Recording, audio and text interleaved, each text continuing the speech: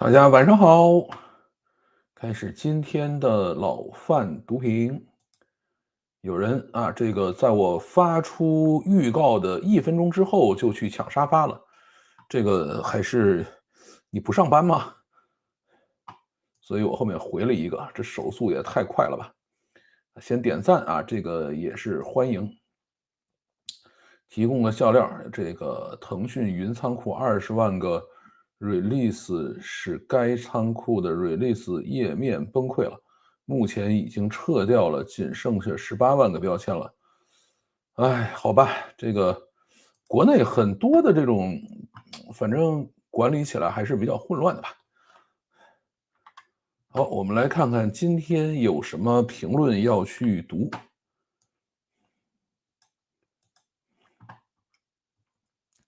先讲一下啊，因为上周周日的时候吧，讲了一次小米的事情，然后呢，就有一堆人上来说：“哎呀，这个肯定给钱了呀，拿钱了呀，然后买股票了呀，什么这样的事情。”这个呢，怎么说呢？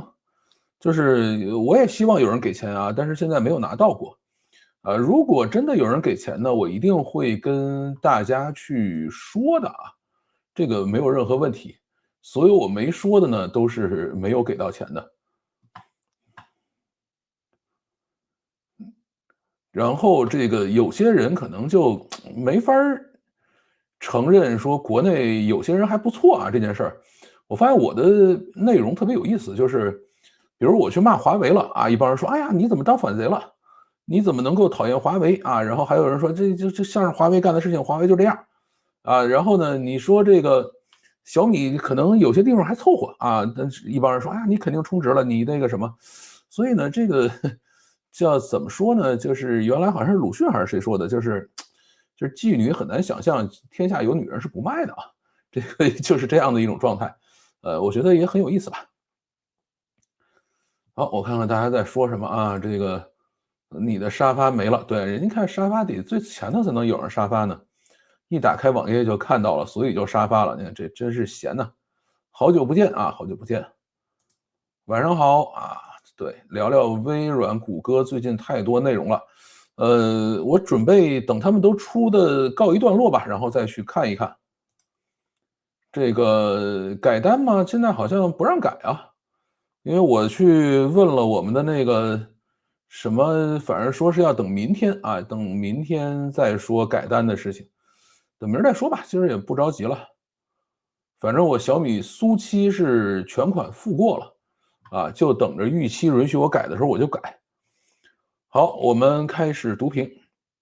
第一条，OpenAI 的星际之门要打造民主 AI 这条，有人说了，说 AWS 2025年1季度的运营利润率是39.2%，Azure 也就是微软的云啊是47.4%，云计算不是微利行业哦。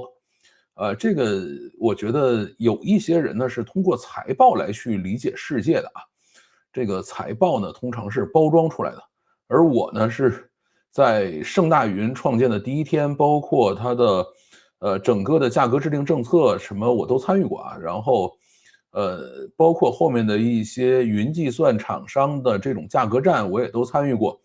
云计算厂商是一种非常非常微利的行业啊，它完全是靠开机率来去打平成本的。你如果开机率不够的话，就一定会亏钱亏死的啊！因为你就算机器不开，你的场地、你的电费，特别是空调费，其实你是省不掉的啊。所以这块是非常，呃，就是非常麻烦的一个东西。那至于说他们为什么有这么高的这个利润的话，呃，就是做报表做呗，是吧？比如说把一些什么折旧的费用啊，或者把一些其他的费用啊不要算进去，对吧？或者是再算一些，比如太阳能啊、碳积分啊，反正它可以通过这样的方式来去，让这个利润看起来稍微好一点，或者说它把一些成本记在其他的这个里面去。因为现在为什么大家都要把云计算的这个利润做得比较高呢？原因也很简单，一帮人说我要做 AI 啊，我要做那个什么算力芯片呀、我要算力这个中心啊，但是呢，这个玩意儿其实是不挣钱的啊，就是到目前为止，还没有哪个 AI 厂商说靠租算力，或者说靠这个收这个 token 的钱能把这钱挣回来啊，大家都挣不回来，挣不回来怎么办呢？就要做报表啊，让你觉得好像这个生意还挺挣钱的，否则的话，这个整个股市的预期会崩掉的啊，所以这个就不要太相信财报。我记得以前我认识一些学金融的人啊，他们当时很骄傲说，我们金融人从来不去管这个具体运作细节，我们都是靠三张表，就是财务三张表啊，这个什么现金流，然后这个那个叫什么资本公积，反正几个表我忘了啊，就是三张表，靠这三张表来去理解世界的。说世界万变不离其宗，都在这三张表里。然后我们就真正参与业务的人在下头乐啊，说你不知道这个三张表到你面前让你看到之前，下边有多少人这个徒手改过啊？你看到的其实离世界的真相还很遥远啊。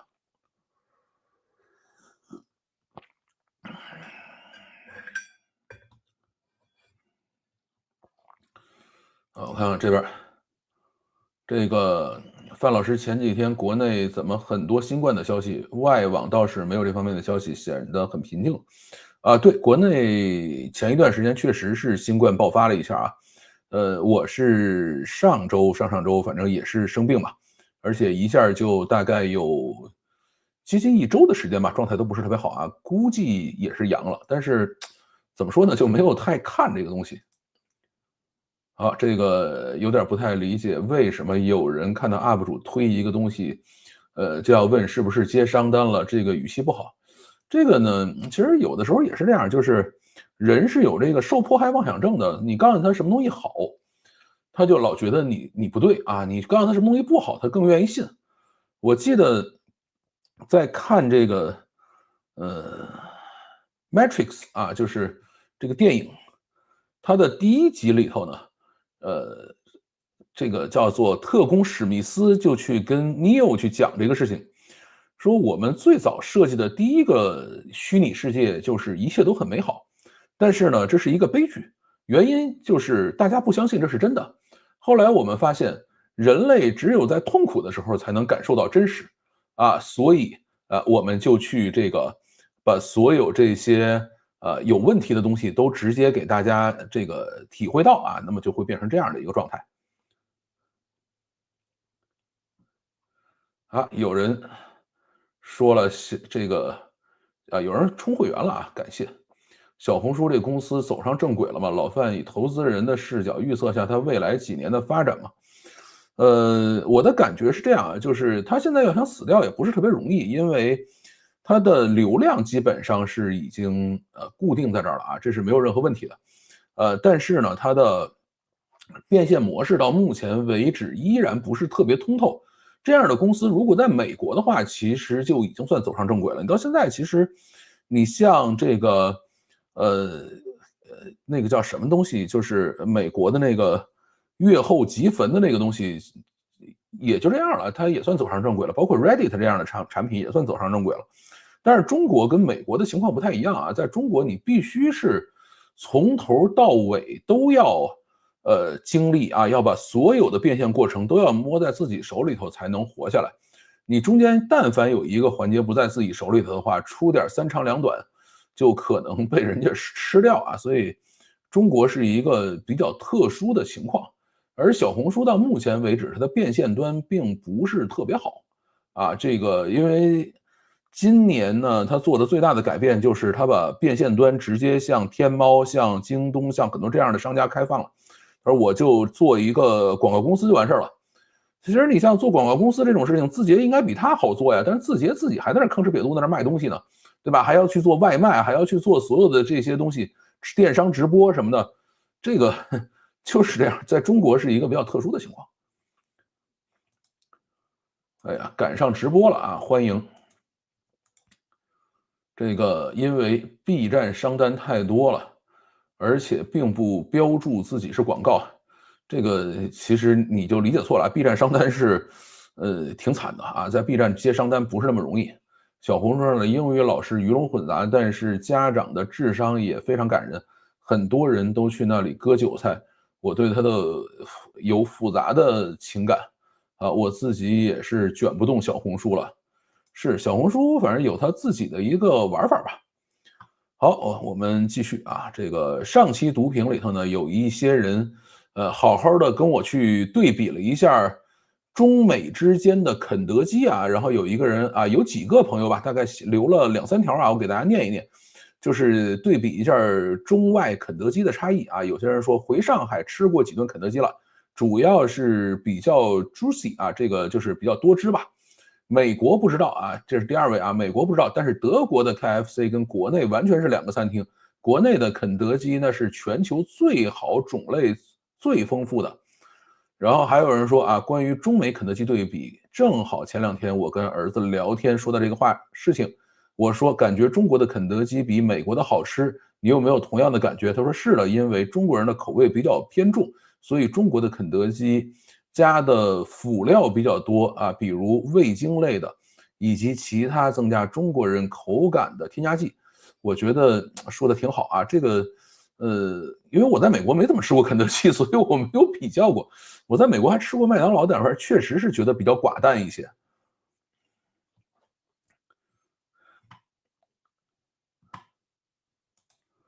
这个老范如何看待小米那个玄界芯片？这个等明天晚上小米开发布会呗，等他开完发布会以后，可以跟大家讲一讲这个故事啊。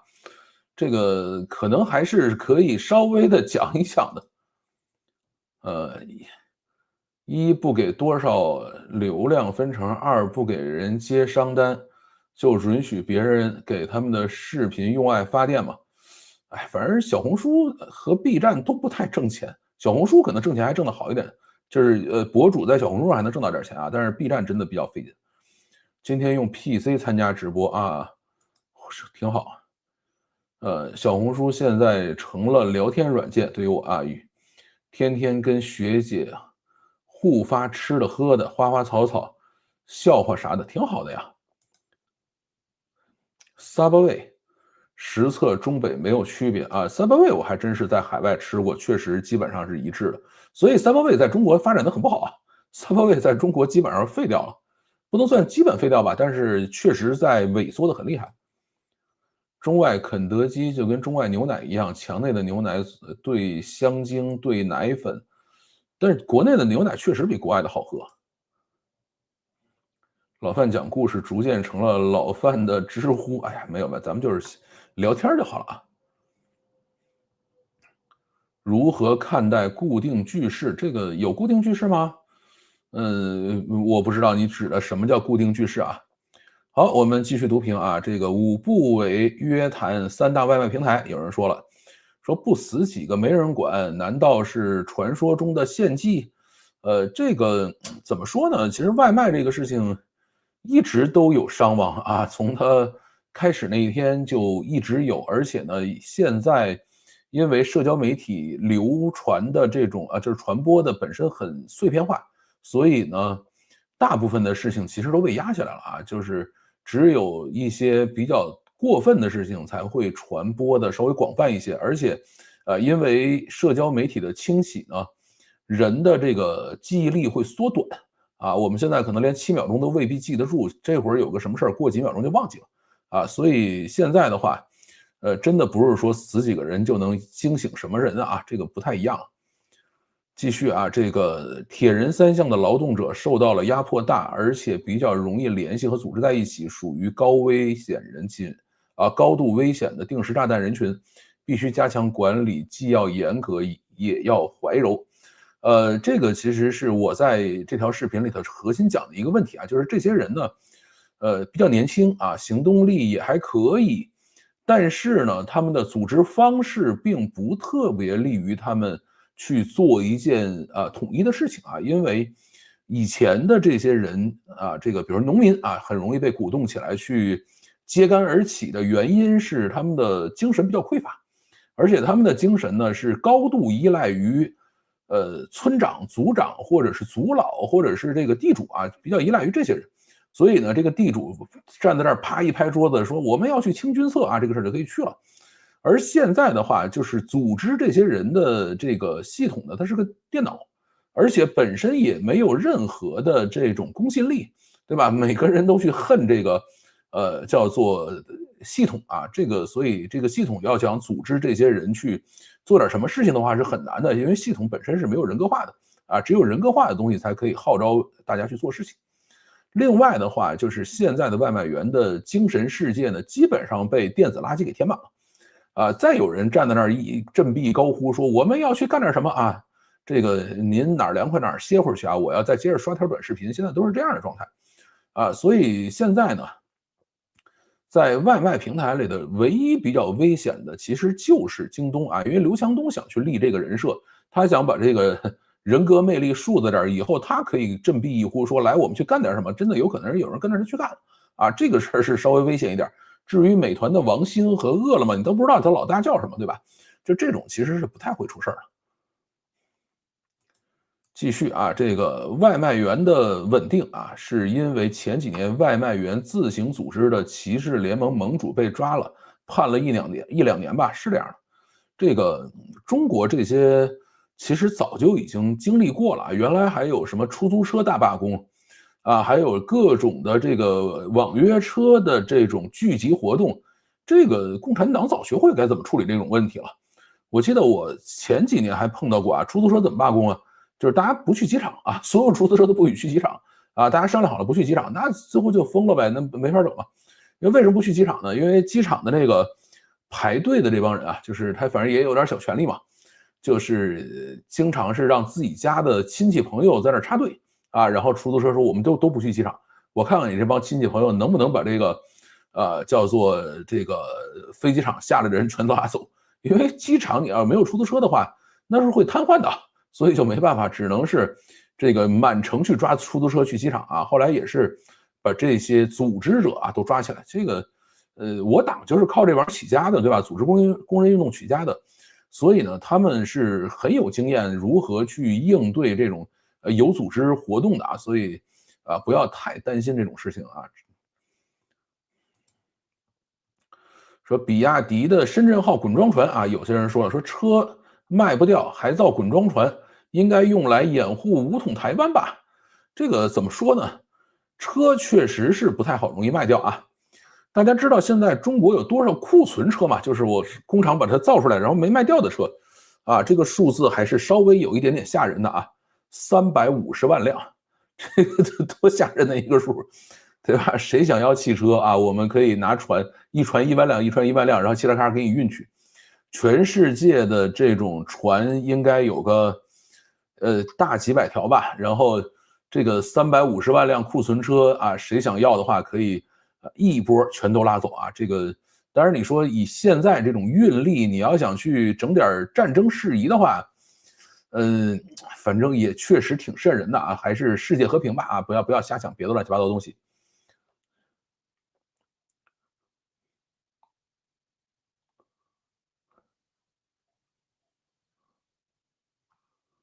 好，我们继续啊。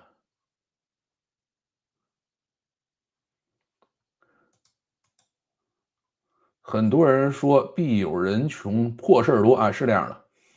这个你内容放到 B 站上会被人喷死的啊，这很容易的。如何看待的固定句式啊？如何看待？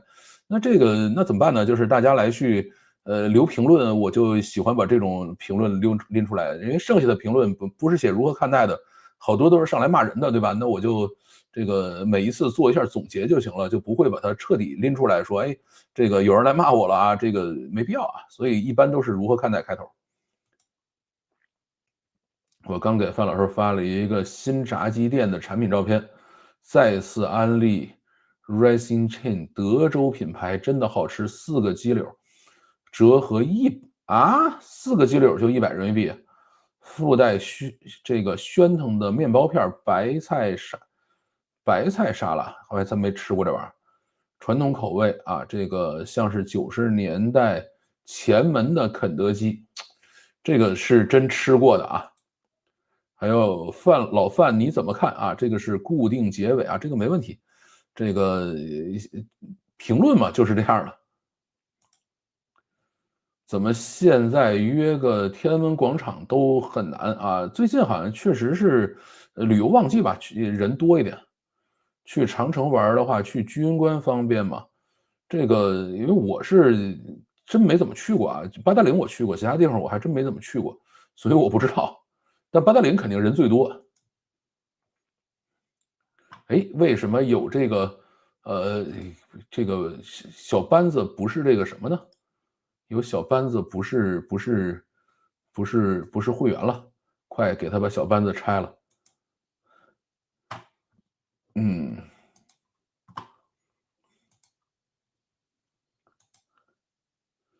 夜骑开封第二天不是就被封杀了吗？啊，这个也没有，后来还骑了几天啊。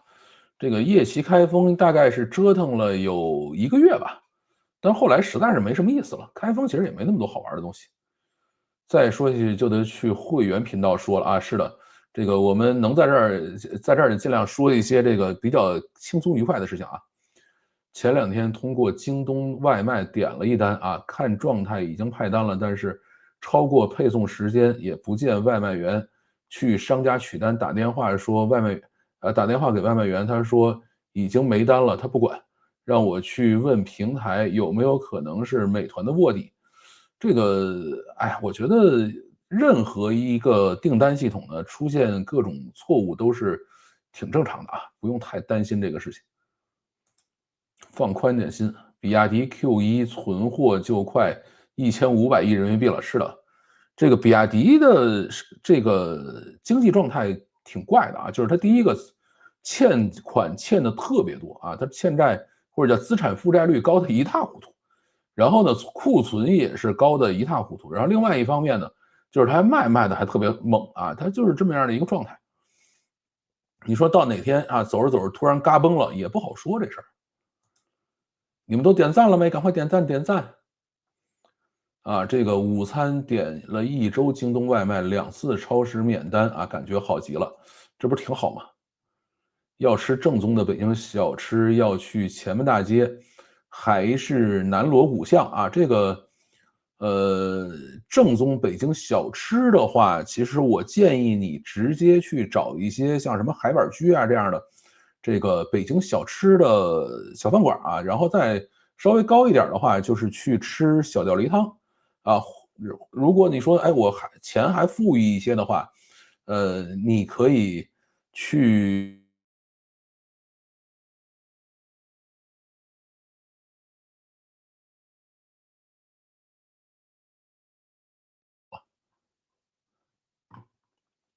怎么回事？等一会儿吧，现在可能稍微会卡一些啊，我这儿突然告诉我网不是特别好了。哎，奇怪，去换一个，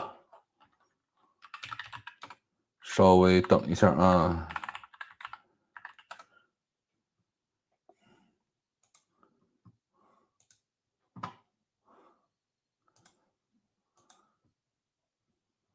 走你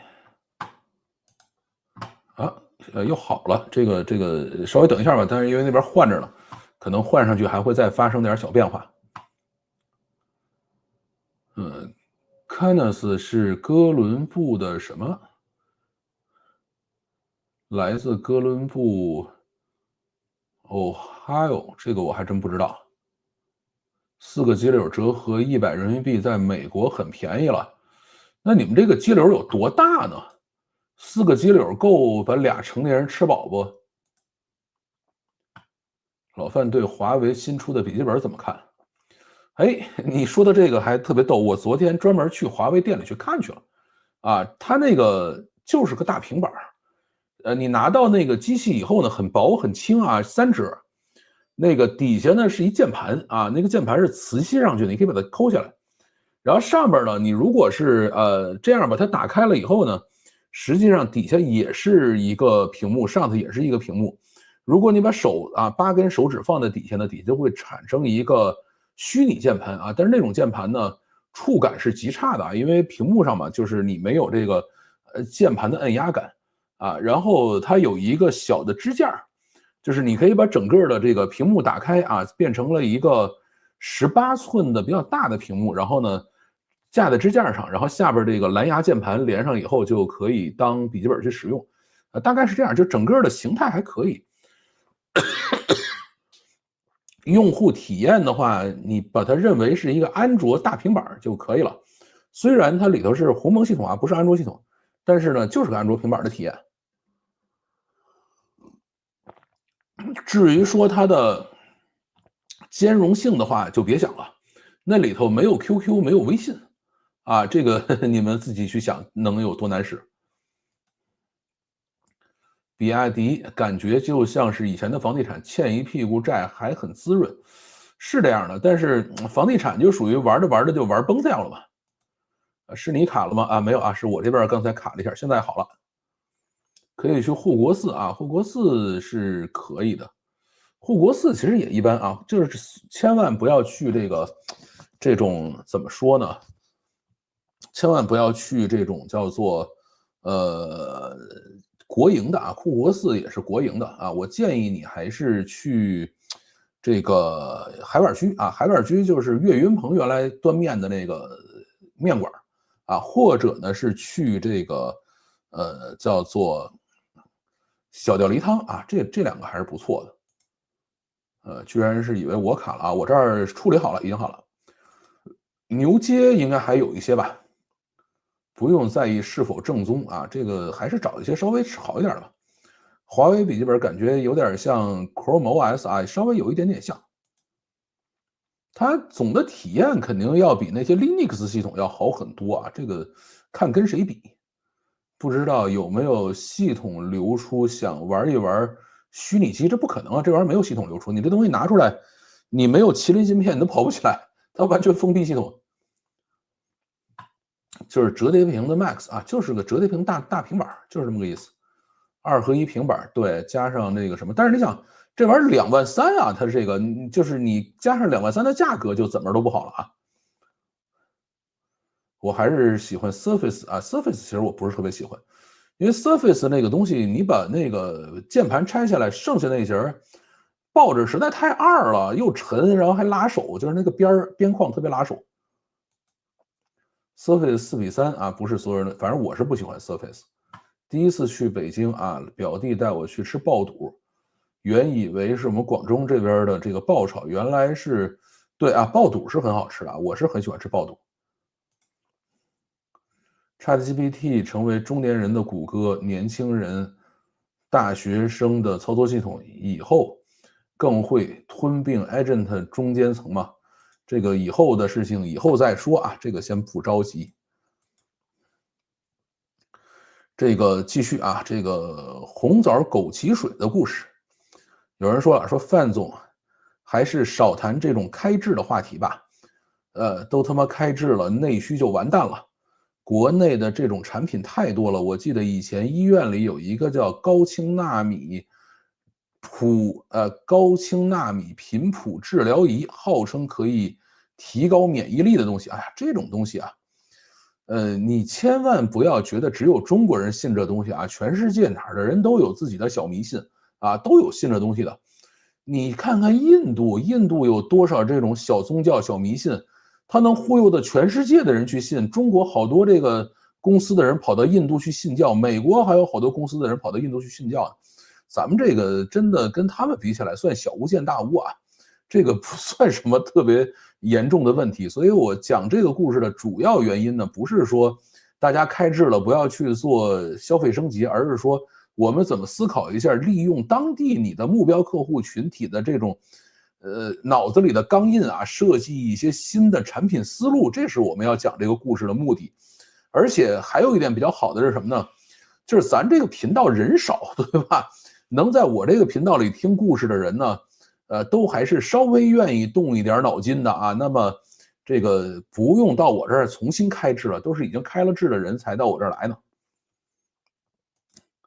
啊，还有人说中国大陆到处都是智商检测器啊，这个千万别这么想，全世界哪儿都这样啊。这个四处就每个国家啊，每个人每一个种族都有他们自己的这个叫做什么头脑钢印在里头啊。你告诉美国人，比如说什么什么样的事情如何如何好，他们也信啊。我记得以前是这样，就日本人啊，日本人我特别信什么，就是壮阳啊。你跟日本人讲什么东西壮阳啊，他马上就去吃去。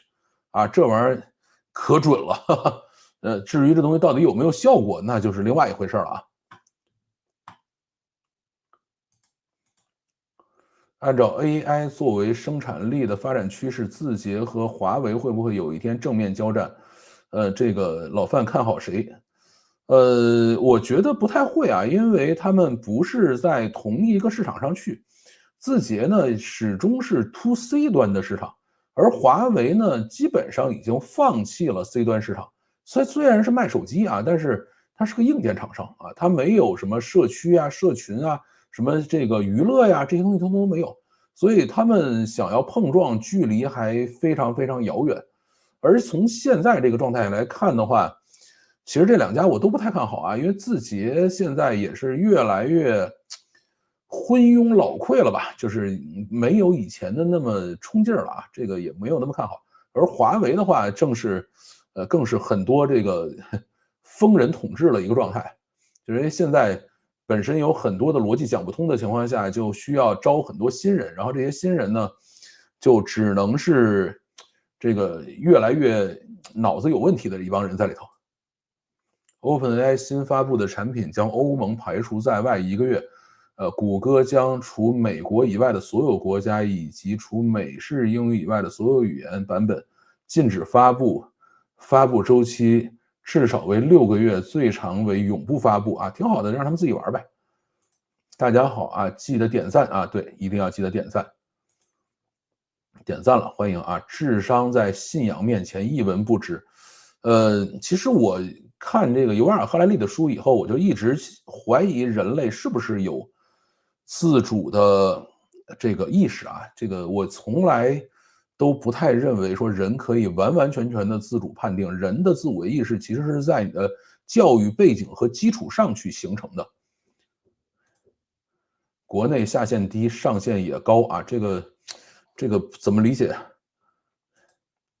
信仰也是智商税的一种啊，这不能乱讲啊，这个有信仰是很正常的。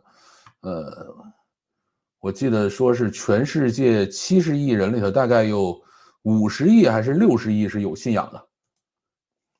信仰在性价比面前一文不值啊，这不能这么讲。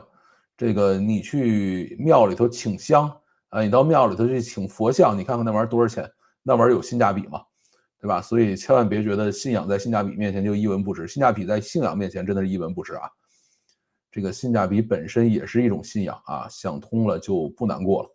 这个好吧，这个不难过这种一般是佛教的说法啊，就是人生8苦，想通了就不苦了。不可知论越来越主流啊，这个其实所谓的不可知论，就是我们还是有一些信仰啊，只是这个信仰没有那么集中而已。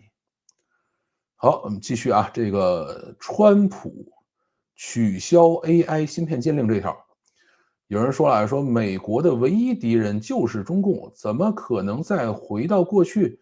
因为啊，我们已经露出了爪牙啊，又不可能收回记忆，搞定芬太尼，否则还是30%。我觉得这个事儿怎么说呢？不要觉得谁要针对我们啊，也不要觉得谁要针对中国，谁要针对美国，都没有这事儿。咱们用这个最早尼克松访华的时候的一个故事吧，就是当时好像是破冰嘛，尼克松访华，然后最后据说是喝茅台啊，这个好像是周恩来啊举起酒杯来说，让我们为中美两国人民的利益啊共同利益来干一杯啊，然后尼克松呢也是举起茅台啊。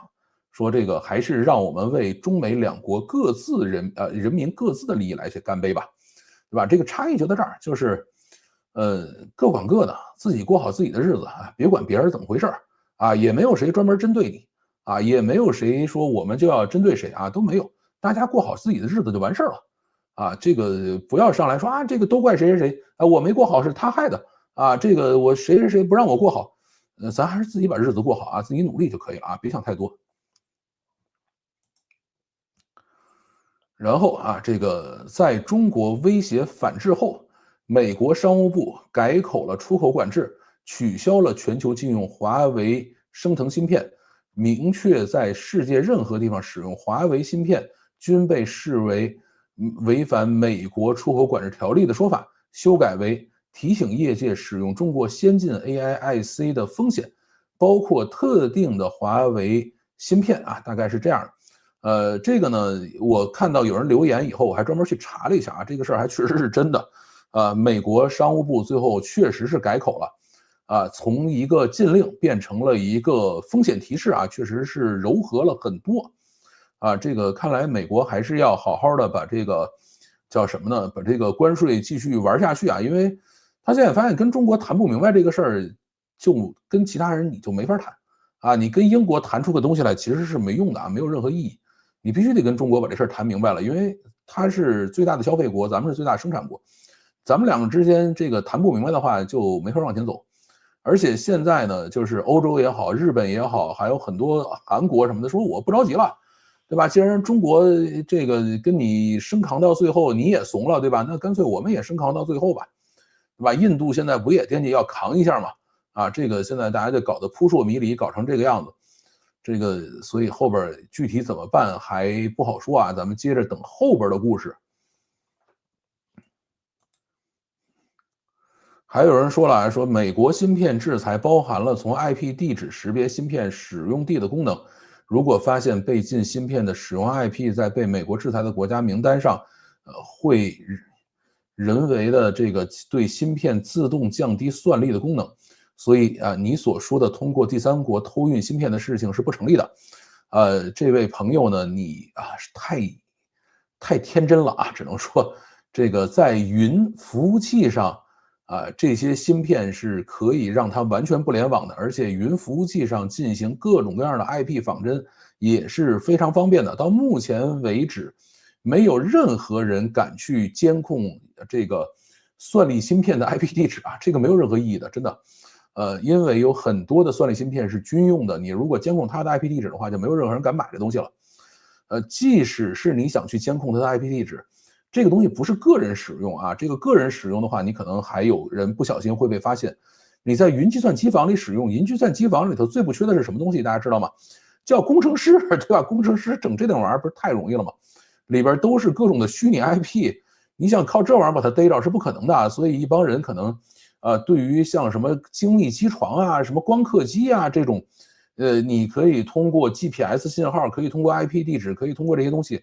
来去监控你不允许移动的这种大型硬件设备，去猜想云计算机房里的事情，你们就想多了啊！这就跟这个皇上用金斧子劈柴那故事是一样可笑的，对吧？为什么？因为做光刻机的这帮人啊，或者是做精密机床的这些人，他们外边这些人他是不懂这个里头的这个系统是怎么回事的啊！而且他那个系统是一个很封闭的系统啊，完全是这个你不能拆它。而云计算机房里头。你出来的就是一堆的板卡，这些板卡你还要到那边重新组装，还要再去维护，你坏了还得换，对吧？你在这种状态下，你想给它固定起来，不是扯淡吗？这个就不要太想了啊！这个通过 IP 地址这个限制这个芯片这个事儿，想都不用想啊，绝对不可能。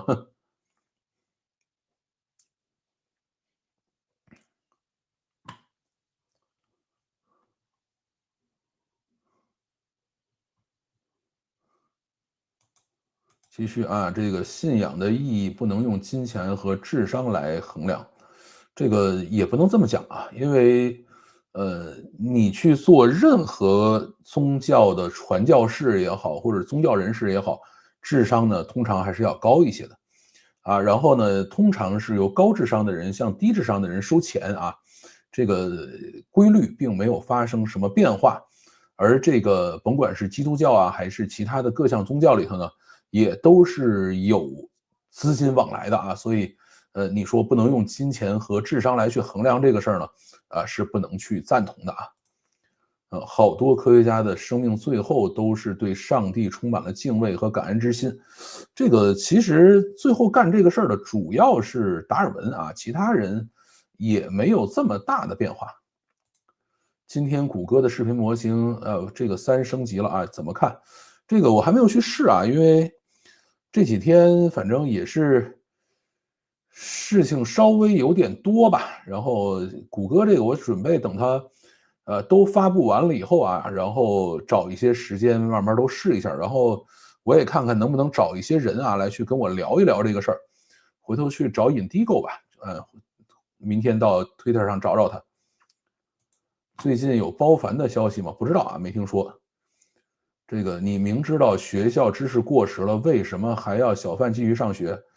这个我们上学的时候难道不知道知识过时了吗？谁上学的时候不知道知识过时了？你不都照点上吗？B 屌经济学啊，这个 B 站确实有这样的。公司也过时了，为什么还要用学历找工作？对呀，那怎么办呢？饿着吗？原谅我的粗鄙啊，这个咱们不研究这个了啊。93年啊，中国正式开放私人购买汽车和个人开放买房，差不多一个时期。加入 WTO 以后，汽车销量才激增的。2013年，中国汽车销量首次突破2000万辆，成为全球最大的汽车市场。对比日本是1970年代，日本汽车出口量激增，1980年达到597万辆，首次超过美国，成为世界第一大汽车生产国。对，今年好像日本又成为了第一大汽车出口国啊，因为去年是中国第一大汽车出口国。其实去年最主要的原因是大量出口到这个“一带一路”去了，还有一些受制裁的国家只能买中国车。有虚拟机，虚拟机啥都可以虚拟啊。这个我觉得啊，就是你面对一群懂行的工程师，想去给他们搞这种事情就不可能啊。这个而且你想，他那些显卡上连那些算力卡上连操作系统都是自己装的啊，这个就不要太想去限制了啊。精密机床完成安装后就不可以移动了啊，一旦移动就不能使用了啊，这个是真的啊，因为你移动了以后呢，它好多的参数是需要发生变化的。啊，这个确实有这种情况。上学是社交需求，也可以这么讲，找一大堆的师兄师弟。你的意思是上学可以在学校找对象？哎呀，太狭隘了。好，我们继续读评论啊。这个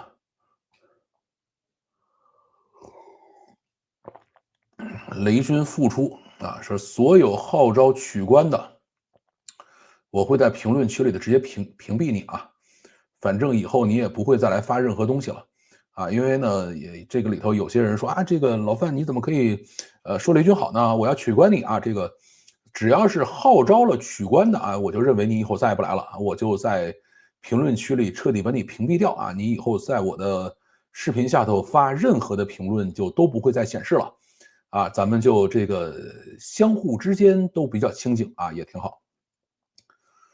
继续啊，说小米第一辆车完成度还是很高的，但这个肯定是好的。营销过头啊，米粉不如特粉坚强，特粉出事儿一般都先找自己的问题。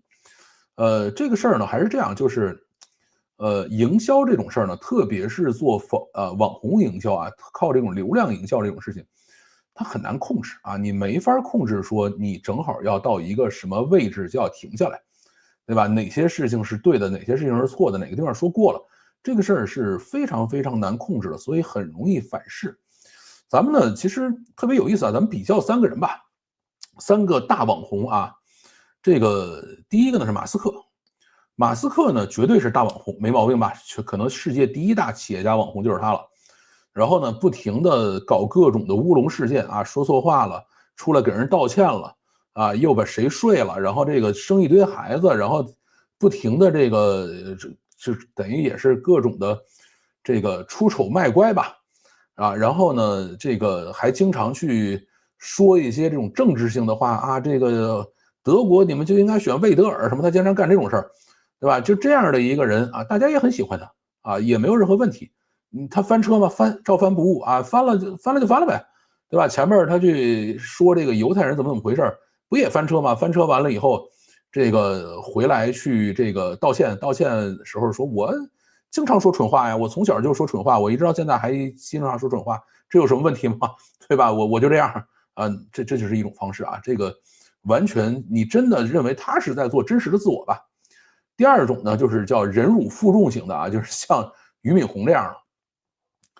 被这个网暴啊，那真的是被网暴。那个董宇辉离开的时候被网暴的多惨啊！而且网暴了以后，你还不能躲起来，你不能像这个谁似的，不能像雷军似的，我一个月不发声还不行啊，因为你还得每天去劝这个叫做董宇辉去啊，你还得跟董宇辉一块折腾，然后不停的上各种直播，上那个什么东西，对吧？说这几天的时间就把这一辈子的骂都挨了，而且还得处理内部的公司事务。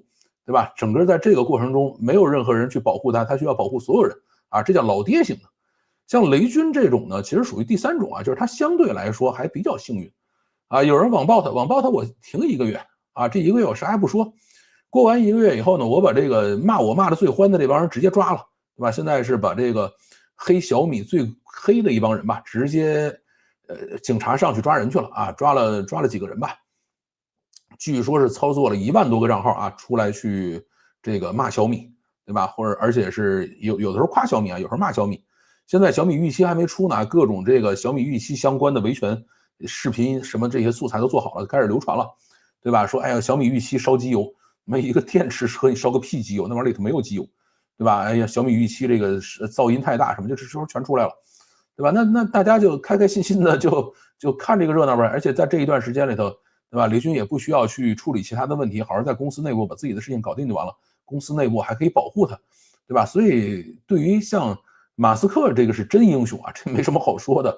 这个俞敏洪呢也算是，真的是老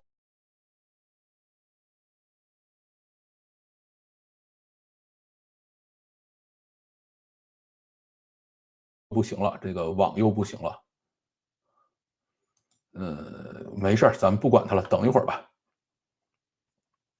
所以就耐心的等吧，这个雷军会回来的啊。最后，这个小米第一辆车啊，这个看过了啊。这个有人说了，说合理猜测老范想推车退不了，所以强行说服自己小米给钱，应该是没给钱啊。首先呢，小米确实没给钱啊，这个要承认。退车呢，到明天才能有结果，到底能不能退啊？其实我倒也不建议退车，我就是想换啊。这个只要让我换就换了啊。如果实在不让我换呢，我就准备5000块钱不要了，然后去订新车了。还有啊，小米今天发广告，22号周四发布预期，雷军必须复出，是这样的啊。我是在今天是21号嘛，应该是在19号啊，然后是所有的小米这个叫做什么呢？所有的小米销售挨着个给你发微信，说我们要开发布会了，我们要发预期了，我们要怎么样啊？然后所有人都在讲这个事情。然后我就去找我那个交付代表，就是小米汽车的交付代表，我说我那个怎么办呀？他说您再稍微等等啊，22号开完发布会有，我们就知道该怎么办了啊。只要有政策，我们一定给你转啊，它就是这样的一个状态。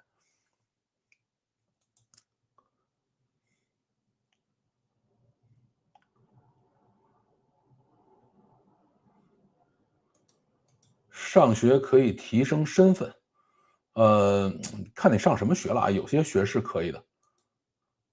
貌似显卡到了机房还可以被拆了改装啊，也可以，但是这个要稍微麻烦一些。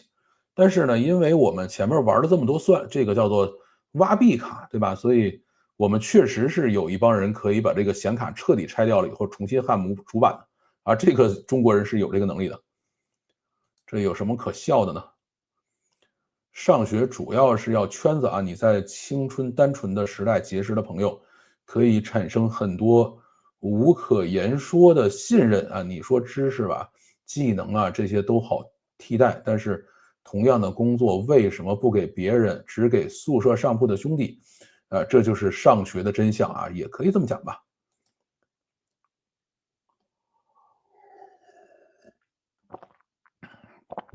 上学找对象不狭隘，还是美好的青春啊。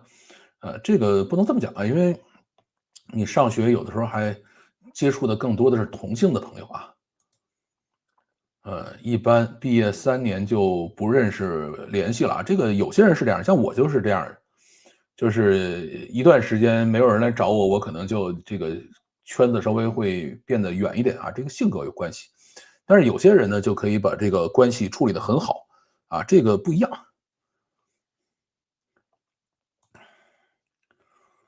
还有更多的，例如小学啊，假如都能进入同一个小学的人，很大程度都证明家庭的背景和价值观比较类似，这样就容易产生一致往前走，这都是圈子啊。这个，也不一定啊。你像这个有些人就会，比如说从农村出来了呀，或者说从小地方进大城市了，像你这样从国内去美国了，对吧？然后这个就差异很大了嘛。我上大学的时候就觉得出圈很有趣，丰富的世界好多样。现在一把年纪老阿姨了，交流频繁的全都是小学、初中、大学同学啊，不用字正逻辑啊，不用解释。没有，我现在交流比较多的就是我们的听众朋友、观众朋友们。又卡了啊，这个是的，刚才又卡了一下。今天好像是一会儿卡一下，一会儿卡一下的。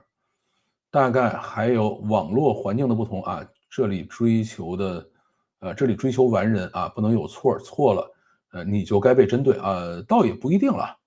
这个我们在这里呢是要求普通人是完人啊，对于领导来说没有这种要求。美国呢是要求总统是完人，对吧？下边人啊该犯个蠢就犯蠢了。而在中国呢，咱们叫行大事者不拘小节，对吧？这个我们是愿意原谅皇上，愿意原谅这个领导的。但是呢，你如果想在他下边干活啊，你就需要做的特别完美，啊，这个是完全反过来的一个生活方式。上学变成同性恋啊，这个我没说啊，这是你说的。谷歌的这个我原来用过啊，后来就不怎么用了，其实觉得没什么意思。我上次回台湾才知道初中同学吃饭啊，才和初中同学吃饭，出国20年没见了，见了面依然聊了大半天啊，这个好吧，也是挺有趣的一个经验吧。好，我们继续。周日装药盒闲聊里头有人说了，说为什么中国人认为美国人不存钱呢？知道美国一代人积累的财富是多少吗？婴儿潮一代估计积累的财富达到35万亿，这些财富将被转移到下一二代啊，下两代。这个事儿呢，我觉得不能这么看啊。要算储蓄的话，咱们还是要去看这个叫居民储蓄率啊。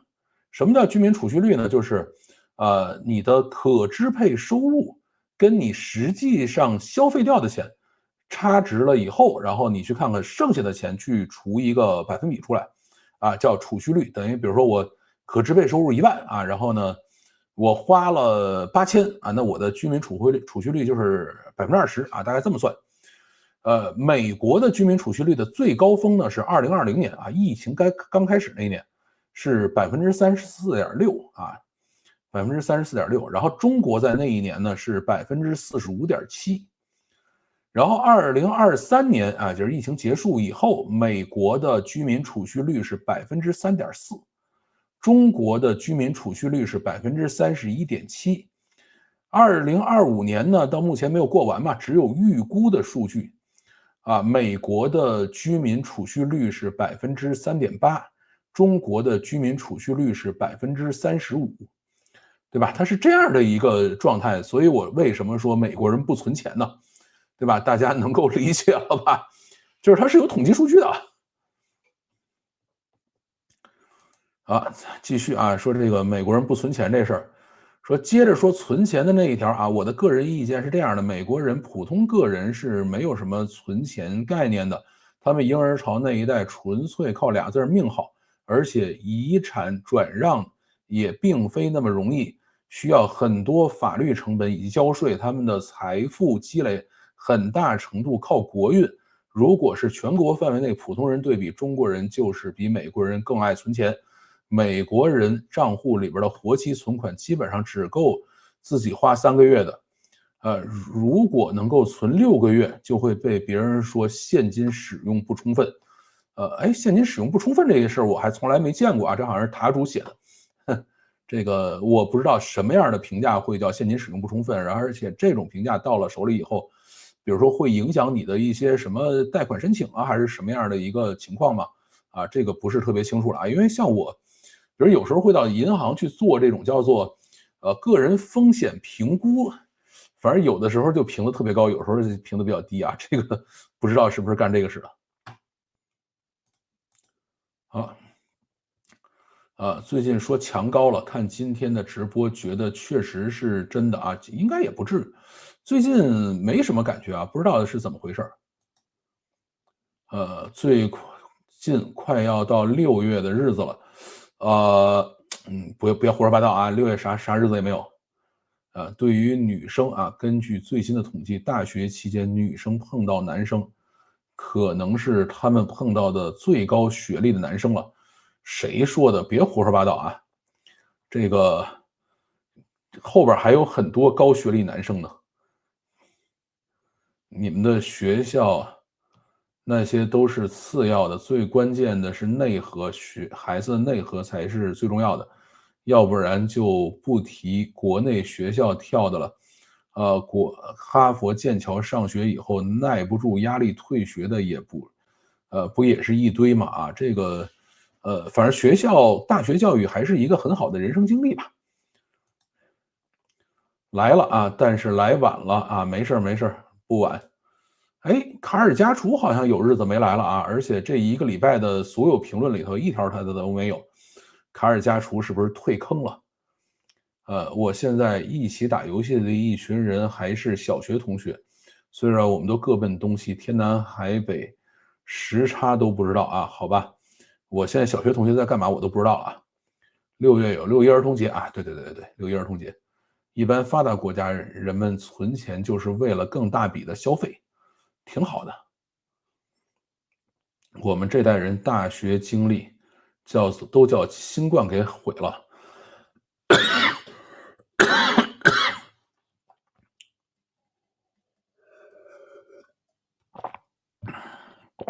这个确实是啊，有一些人上4年大学3年网课，这个确实是差点意思。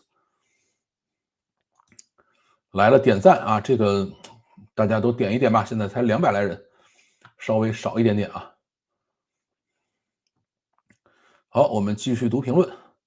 这个哇哈哈代工风波啊，有人说了，说这个杜建英啊，可不是一般人，实际上的老板娘有宗家后代的，不能摆台面上而已。这个事儿呢，捕风捉影的事情咱们就别瞎说了啊，这个不知道啊，这个只能说是一位年轻有为的女性，然后在哇哈哈奉献了她的全部青春吧。至于其他的事情，咱就这个不做评说了啊。咱不能看到所有是女性的，然后在人的企业里干了一辈子，就认为就一定是老板娘啊。这个是不是有不知道啊？继续，这个 GitHub 被这个华为鸿蒙灌水这事儿，有人说了啊，等同于到公共场所制造混乱、制造脏乱，是不是后续会发展出一些处罚机制？我们不希望有处罚机制啊，还是希望靠这种叫做行业自律吧，或者说就是大家自行去遵守一些规则运转啊。你真的制定一套特别严格的规则出来，这个社区就废掉了啊。当然，像这些人呢，肯定会受到处罚，而且可能会连累很多中国的开源项目都受到处罚啊，就是一定会有殃及池鱼的。但是没有办法，怎么办呢？咱们这里产了华为这样的一公司，你也只能认啊。还有人说老把戏了，有机构开始批量抹黑鸿蒙的形象，让人产生对鸿蒙的反感，然后带节奏啊，这个可能性是存在的啊。所以当时讲这个故事的时候，我说这就是一个低级红高级黑啊，这个有可能是专门有人干这个事情，但是不知道啊，这个咱们也只能是瞎猜了。还有人说啊，说这个谢谢，向您学了很多规矩。我50来岁了，我50来岁了啊，今年借助 AI 在学习写代码，自己很多规矩礼节都不懂，完全是网上扒到代码就用，没能系统的学习共享礼节。这方面希望有机会多学习。千万别害怕啊，这个没有那么严格的礼节，特别是在开源圈里头。就是呢，你可以自己试试。就是你比如你说了话，发现没人理你，那肯定是你说的不是特别合适啊。啊，然后呢，你看看别人都是怎么说话的，然后相互之间怎么聊天，这个其实跟我们人跟人之间的打交道是一样的，对吧？你直接冲上去，然后也不认识，啪一拍肩膀，来，你借我20块钱，这个肯定会被人打出来的，或者说人家不懒得理你，对吧？那怎么办呢？就是我们现在想加到人家聊天里头去，那我们先站在人旁边听一会儿啊，看看人家怎么聊天的，对吧？人家在聊什么，然后再看看这事儿我们是不是感兴趣。哎，如果感兴趣的话，这个上来先介绍一下我自己啊，这个您好，我是谁谁谁啊，我有一什么事儿啊，看看能不能帮个忙啊，这个我实在是这个没找到什么什么东西，稍微客气客气，对吧？就是这么简单的一个事情啊，不要把这个事儿理解的特别的严苛。啊，还有人说了啊，说这个鸿蒙电脑上跑的 Windows 虚拟机呢是 ARM 版的 Windows 虚拟机，这个生态也不怎么样啊。这好吧，这个确实是这样的啊。这个 ARM 版的 Windows 里的 ARM 版 Windows 里头好像是有 Photoshop 的啊，因为鸿蒙系统里头所有美国软件都没有啊，什么 Photoshop 这些东西通通都没有。然后这个剪辑我好像是有剪映啊，但是我没仔细看。然后其他的反正没有微博啊，没有微信啊，没有微信，没有 QQ 啊，这是鸿蒙电脑现在的一个状态吧。啊，然后还有人说啊，这个微软 ARM 都是花钱做适配，估计又想白嫖了啊。这个我觉得不能这么讲，微软也想白嫖这帮开源的人啊，这个大家都想。微软现在不是说嘛，我们 Windows 上的 WSL 啊，就是 Windows 的这个 Linux 子系统啊，这个我们现在直接开源了，你们谁愿意往上贡献代码，谁去贡献去，我就交给你们了，我就不管了。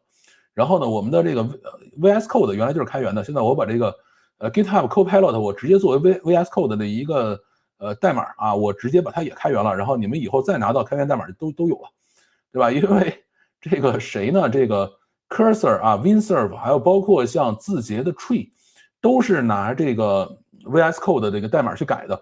说我干脆就把我的 GitHub Copilot 直接搁在里头了啊，你们就拿我这个带着 GitHub Copilot 的代码去改去吧。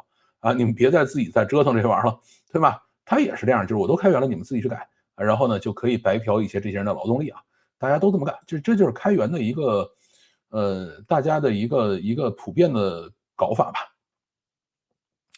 还有啊，说最近几次啊，GitHub 新闻似乎都跟华为有关，镜像爬崩节点导致 GitHub 短暂封禁中国 IP 啊，这个好像确实是华为干的事情啊。还有这一次网络水军灌水滋扰啊，它那么大一家公司，每都像土匪一样，实在是匪夷所思。华为真不能上市啊，它完全无法经得起任何的法律和资本的审视。这个呢，就是前面这节啊，我是认的啊，就是华为呢，特别是最近几年吧，一些上岁数人离开了，新的人呢，就什么样的人特别容易搞得像土匪一样的，就是他的底层逻辑是混乱的，然后你又要让他拧成一股绳去干事情，那你就要去教他一些很土匪的这个底层逻辑，他才能去做事情。这个呢，有点像什么？就是大家有没有看过以前那种电影，就讲那种非洲军阀去训练童子军，对吧？他们不愿意要大人，就要小孩啊，找一个小孩过来，然后呢，给他们洗脑，洗脑完了以后说，来啊，我们进去烧杀抢掠，这都是帝国主义强加给我们的。然后呢，过得好的人都是帝国主义的走狗，然后咱们去把他们都干掉。然后小孩呢是没有这个是非观的啊，所以就异常的残忍啊，这个而且是非常容易被洗脑，他们就坚决的相信这个上边人说的是对的，然后也不进行任何的逻辑思考。所以华为现在很多的年轻人就是这样。我记得是在春节前后啊，有一个也是我一个听众啊，是从华为来的，那他呢是在海外的华为啊，岁数很大了，也不叫很大吧，就是比较成熟老重了啊，比较成熟稳重吧。然后呢说正好开会啊，回到国内跟华为的这个国内的工程师开会，然后我说什么感觉呢？说没法说话了啊，这个你万一说点什么事儿，他就直接炸了，就是因为他的逻辑没法自洽了嘛，就直接炸了，然后就开始教育你，然后最后他们也没有任何办法。就是华为现在在国内有很多年轻人是，这样的一个状态去工作的，那你能怎么办呢？对吧？他也就只能是这样。啊，还有啊，这个说这个有什么问题吗？不懂了呀，为什么要将 GitHub 神圣化呢？后来的平台手法激进点既可以理解，也值得尊重。老范黑华为是全面的，不讲道理的，反逻辑的，也缺乏同理心。你说华为卖的贵，人家不该为大家不该为卖国心不，大家不该为爱国心让华为挣钱，我同意啊。但是本来一个平台，大家不同方法，值得去黑吗？这个怎么说呢？有人是这么讲的，我也没什么办法。就是你如果华为说我自己整一个开源平台，对吧？然后我自己去这个等着大家来贡献代码，这个没什么问题啊，你自己定规矩就完了。你跑到人家平台上去，这个甭管人家是不是神圣吧，啊，到那儿去这个胡搞一通啊，这个被人讨厌了，然后还不许说，你这啥逻辑啊？对吧？这个也很神奇啊。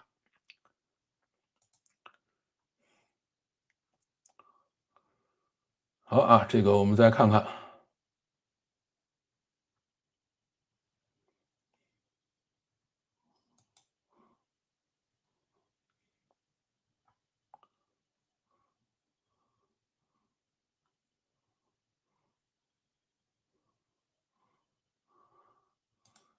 我们那群人比较特殊，小学、初中、高中都在一起，啊，那就不光是小学同学了。我存钱纯粹是因为抠门啊，这没问题。老范推荐今年有什么好游戏？好像今年就听大家推的就是33号远征队了啊，但是我也没打，是不是花点时间去打一打？我还没想好。欧美存钱，为了1年的30天带薪年假出去玩吧，这个也挺好的，我也想出去玩，但是我一出去玩就要停更啊，这个比较犹豫。奉献全部青春已经说明一切，这个哪段啊？所以我说了圈子呢啊，我以前就是我猛存钱啊，然后孩儿他爸就猛花，他觉得钱就是只留1个月的就够了，多存1分都是浪费钱，挺好的呀，这个多棒啊！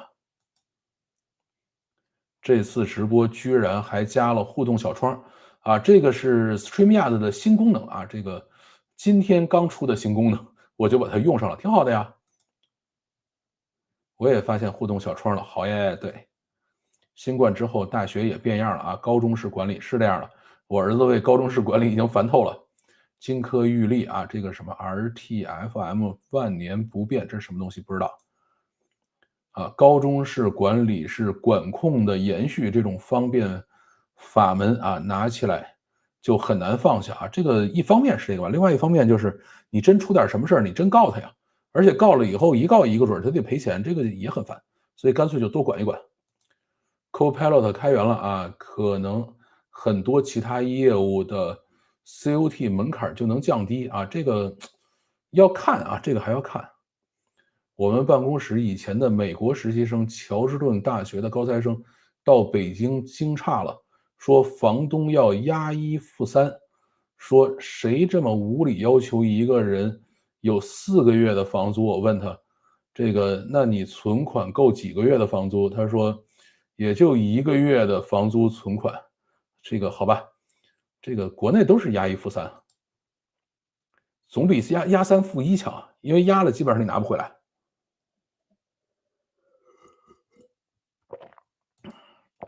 加拿大押1付1啊，这还真不知道。我好几个月没评论了啊，这个，没想到骂华为土匪上电视了，这个没什么。反正我死也不用华为的东西，不过我也用不着啊。这个其实华为很多东西做的还可以啊，特别在原来吧，就是它在开源啊，在规范化呀，在整个这一块在国内算是做的领先的，但是这些年不行了。咱们今天都上电视了啊，这个让老师表扬了啊，这个挺好的呀。干脆衡水模式管理全社会呗，这个你以为他不想吗？他想啊。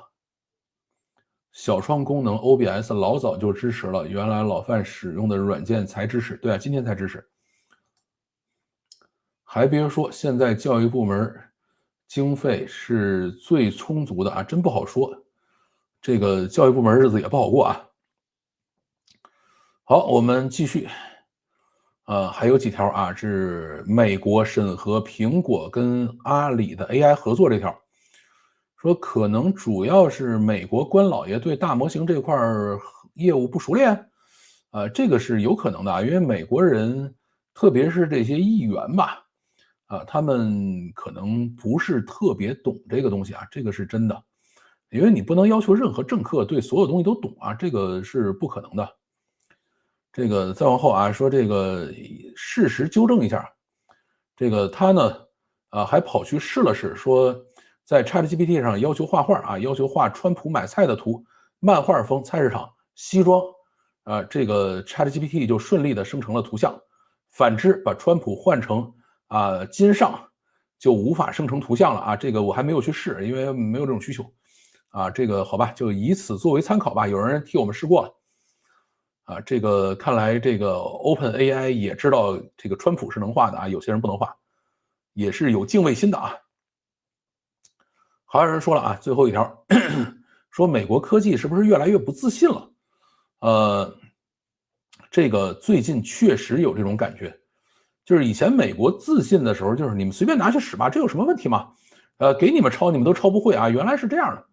但是在 AI 这一轮呢，确实是费劲了。你想现在 AMD、英伟达、英特尔仨华人 CEO，然后黄仁勋前2天接受采访说，整个全世界的 AI 领域里头，这个研究的工程师也好，科学家也好，一半是中国人。那你这个美国，你肯定还是要稍微思考一下，说这个咋弄啊？这个是不是有问题啊？对吧？再加上像 DeepSeek 这样的，像通义千问这样的，上来可以把水搅浑的，有这样能力的这种公司，还在不断的往外放东西，那这个确实是需要稍微的审视一下。而且呢，他们内部的这些，甭管是 OpenAI 也好，谷歌也好，英伟达也好，对吧？也上来讲说，咱们必须得领先啊，你得给我钱让我领先，对吧？咱们得限制，咱们得这个什么商人嘛，在商言商这事儿也没什么问题啊。那么这个也确实有点表现了他们的科技不自信。好啊，这个我们继续，还有几条这个云端的。华为质量还可以，但是溢价太高，再加上它上纲上线的营销模式，买华为总觉得侮辱自己啊。这个好吧，这个反正东西还是挺好的，我这个是真的啊。别的呢，我们就不研究了啊。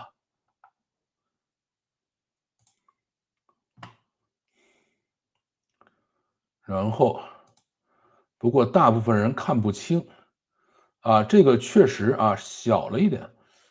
但是因为这是一个今天的新功能啊，我还不知道怎么能够把这个东西变得比较大。不会玩儿，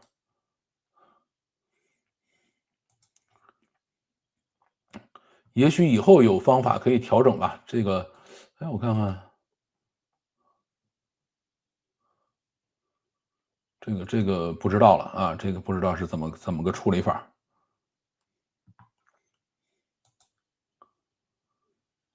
借着学大模型的借口，让老婆批了5070 Ti 的 PC，英明啊，英明神武，你老婆英明神武。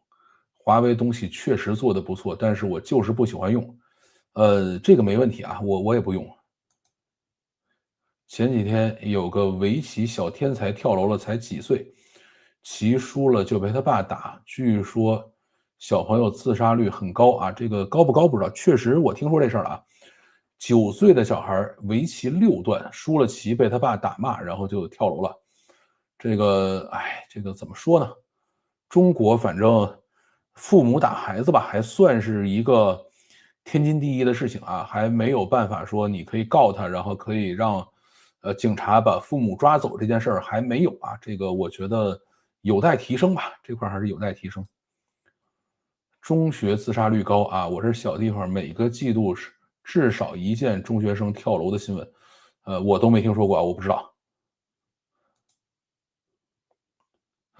我这边是押500，不限房租金额，因为美国的信用体系滴水不漏啊，要是敢跑，一大堆东西受影响啊，这个也是不错的。因为国内租房签的租房合同都是不正规的啊，基本上不交税。对，一边是不交税，另外一边就是他那个押金比较难退回来。有骨气，跳得好啊！别，还是能活着好好活着啊！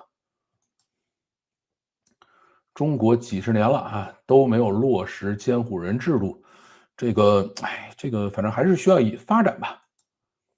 我们这里小县城每年都有高中生跳，这个，哎，就不知道了啊。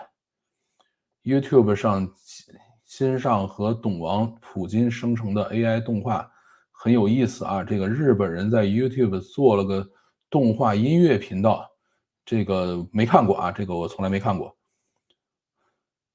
心理健康问题确实很严重，我觉得还是家庭暴力啊，就是你任何人，哪怕是父母啊，敢以施行家暴，还是要去严格的处罚。你像美国就是这样嘛，就是这个只要是小孩干打电话说我爸打我啊，我妈打我，那警察马上把父母抓走，没什么好说的。这个倾向于润嘛，倾向啊，就是没钱啊。这个你给钱我马上润啊，先去充个会员吧。中国很快就要有这个很多的中学、小学合并了。哎呀，这两天还传一个新闻呢，说这几天是东北4省的高考的联考，就是他们叫模拟联考，然后发现黑龙江考多少分就能上二本了呢？212分。对吧？说卷来卷去，卷到人都没了就不卷了，对吧？你考200多分就可以上这个二本了。中国应该啊，这个是刚才看到了啊。我是11年第一次租房，公寓管理公司看我是留学生，让我一次交了1年的房租，是恶意的，那恶意的嘴脸至今难忘啊。不过我还是交了。这个你是在哪儿租房啊？天津都有跳的啊！疫情之前，有一年内部通报说1年60多个啊，这个，哎，天津已经算高考天堂了，已经算是比较容易考的地方了。老范有个20万订阅应该能润啊，这个，对啊，现在一天能涨个10个8个的就很不容易了。前阵子才跟朋友聊啊，都感觉中国的心理咨询市场很大，但是因为中国不承认心理健康问题，基本没辙。中国呢，心理咨询是这样的，就是一方面呢市场很大，另外一方面呢也鱼龙混杂啊，你到底这个人有没有资质，能不能给你做这个事儿，谁也说不清楚。下次一定别下次啊，这个现在美国小孩纯人上人，我这辈子最大的遗憾就是没在美国当过小孩这辈子就算了。农村10多年前就陆陆续续合村并校了啊，是五月散人4年 YouTube 挣了1000万人民币啊，这个他还是比较猛的。澳洲合理体罚不用工具是合法的，但是被认为是合理和必要的，什么意思？知识噪音最近有一期关于内卷的啊，很新奇的观点啊，这个没看过。美国大学周边的公寓啊，这个好吧，怕你明年不来了呗。天津人能出来说相声、听相声，都像老范这样的心理健康，这个我心里还算健康吧。留学生就是房租押金高啊，因为很多学生个人卫生状况堪忧，还有疫情期间很多人直接跑了的。这个现在各州还要出台法律限制留学生租房呢。这个反正肯定还是有因必有果吧。那个9岁小孩不跳，往后也要活在地狱里，一生都要治愈自己的童年。我觉得还是还是好好活下去啊，好好活下去。这个以后再说以后的事情。坐标：河北闺女初2年级第1名，前几天搬东北去上学了啊。是的，现在东北确实有很多的这种高考移民过来。做 YouTube 还是要做独立站，卖商品服务，这样变现容易？没那么容易啊，挺难的。你像我在这个我的 YouTube 视频下头卖了这么多的这个大疆设备，到现在为止挂了1年了，一件也没卖掉。你以为做个独立站就能卖掉了？别开玩笑了，有些问题还是这个干脆承认自己不敢讨论更好，这个更不要，要不干脆假装没看见啊，这个那有什么问题吗？本科研究生生涯应该是遇见优秀同龄概率最高的时候，啊，也是择偶最佳期，不一定啊，以后还可以找小姑娘啊。哈尔滨有些大学还是不错，哈工大嘛。选品非常重要啊，这个太费劲了。如果不需要在东北赚钱工作，只是生活和消费，那东北还是不错的。这个我不认同啊。呃，都要好好活下去，多发现生活的小确幸。很多问题啊，都是因为宏大叙事而被放大了的。是的，澳洲体罚的天花板是用手打屁股啊，好吧。前两天央视那个播音员估计要下岗了，是哪个播音员？儿子没找到工作那个吗？这个问题是本科研究生根本遇不到合适同龄啊，这种问题是因人而异啊，是这样。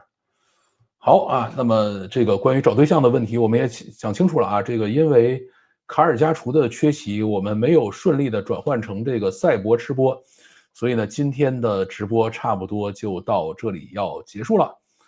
我们明天看完了晚上小米的发布会以后，再来看看小米都干了点什么啊，然后再看看有些故事怎么来给大家讲。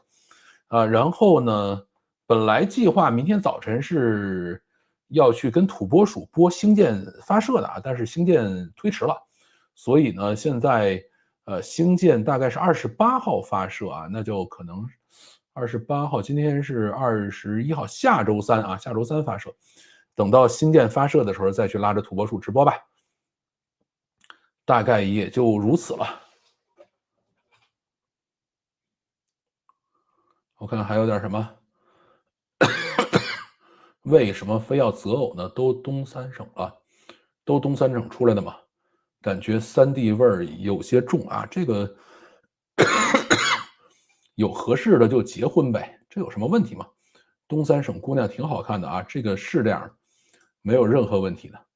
雷军是不是有个演讲？明天晚上7点啊，他是发布会啊，我准备好好看一下，然后回来跟大家讲故事。好啊，那么差不多就是这样了，我们就到此结束，感谢大家收听，下周三继续读评论啊，再见。